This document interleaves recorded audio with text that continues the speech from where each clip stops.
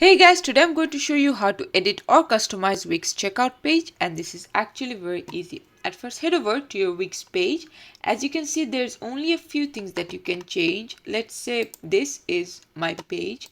So what I want to do is, let's say I want to edit it. All I'll do is click on edit, and then you'll see that I can add a phone number. You can put that, you can do your fax.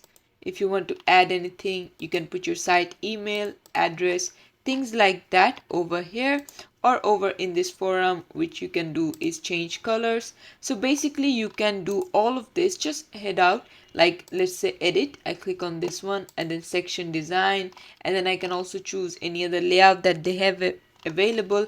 Just go out through all of this, and whichever one you want, just select that one. It's going to load very quickly, and you can see I did my phone number, my fax, and all of this has been automatically added, and this is how you can do it. Thanks for watching. Please leave a like and subscribe for more tutorials like this, and I'll see you guys in the next one.